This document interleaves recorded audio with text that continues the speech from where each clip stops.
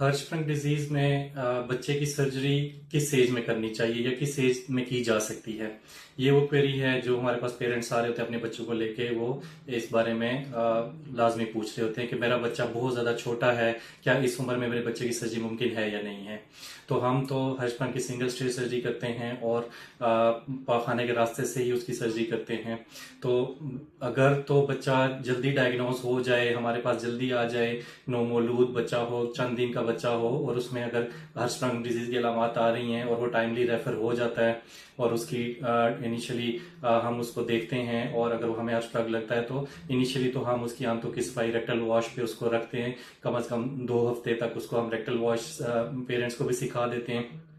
हम, और rectal wash पे रख के उसकी आंतों को खाली करते हैं रेगुलर। और उसके बाद इसका कंट्रास्ट एनीमा करवा के उसमें देखते हैं कि हर्शफंक की क्या अलामत आ रही है। कंट्रास्ट एनीमा पे हर्शफंक की अलामत आ रही हैं और फिर उसकी रेक्टल बायोप्सी की जाती है। तो रेक्टल बायोप्सी का जैसे ही रिजल्ट आता है तो उसके बाद किसी भी वक्त बच्चे की सर्जरी की जा सकती है। एक ये क्वेरी बहुत कॉमन है कि मेरा बच्चा बहुत ज्यादा छोटा है, चंद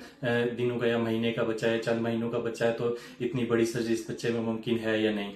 तो ये डिपेंड करता है कि आप किस सेटअप में सर्जरी करा रहे हैं, करने वाले की एक्सपर्टीज का लेवल क्या है और उसका एक्सपीरियंस कैसा है और पोस्ट ऑप केयर उस हॉस्पिटल में कैसी है। तो अल्हम्दुलिल्लाह, क्योंकि हमारा तो काम ही यही है बच्चों की सर्जरीज और नवमौलूद बच्चों की सर्जरीज, और किड्स केयर इंटरनेशनल हॉस्पिटल में हमारे पास वो तमाम फैसिलिटीज न्यूनेटल सर्जरीज की और इन्फेंट सर्जरीज की कि चंद दिनों और चंद महीनों के बच्चों की सर्जरीज और बड़ी सर्जरीज, कॉम्प्लिकेटेड सर्जरीज भी हम परफॉर्म करते हैं।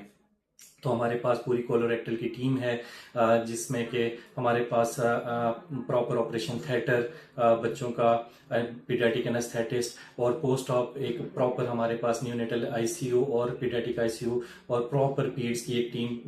बैकअप के ऊपर मौजूद होती है और पोस्ट ऑप केयर के लिए मौजूद होती है। तो अगर तो अच्छी फैसिलिटीज हैं और करने वाले की अच्छी एक्सपर्टीज हैं, उसके रिजल्ट अच्छे हैं, तो इवन के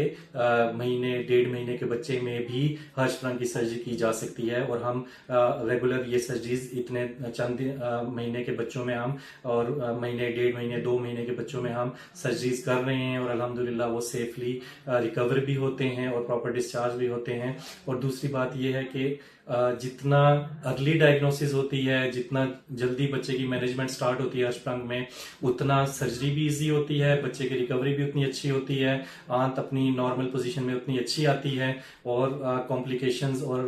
पेचीदगी के चांसेस भी मिनिमम होते हैं। तो अगर आपके बच्चे में हर्शफंक डिजीज है और आप उसकी सर्जरी करवाना चाहते हैं तो आपने इन बातों का ख्याल रखना है कि करने वाले की एक्सपर्टीज कैसी है, उसके रिजल्ट्स कैसे हैं, जिस हॉस्पिटल में वो कर रहा है वहां पे ये सारी सहूलतें मौजूद हैं या नहीं है। अगर ये सारी सहूलतें मौजूद हैं तो आप इजीली ये सर्जरी परफॉर्म करवा सकते हैं। Thank you so much.